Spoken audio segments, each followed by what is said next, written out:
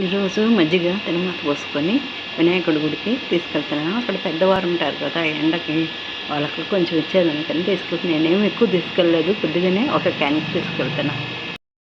గుడికి వచ్చినాను. వినాయకుడి గుడి కాడ భక్తులందరూ అందరికీ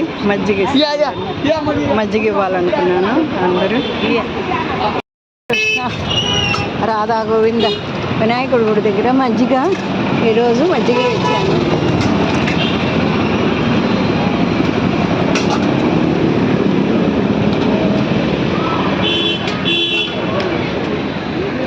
ఇంకా గ్లాసులు లేవు, బాటిల్ ఇంకొంచెం ఇచ్చేదాన్ని, ఇంకొంచెం ఇచ్చేదా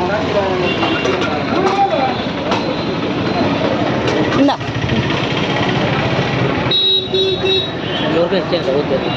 ఇదే ఇచ్చేస్తా. సరిపోయింది.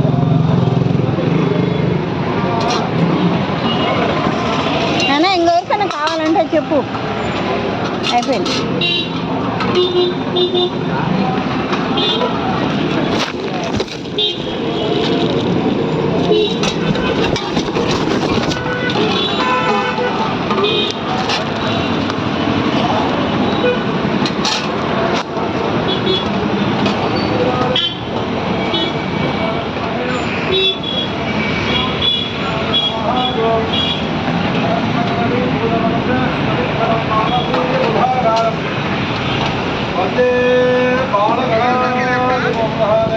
వినాయకుడి గుడికి వచ్చినాను. మజ్జిగ ఇచ్చి నవగ్రహాలు చుట్టుకొని బయలుదేరుతాను.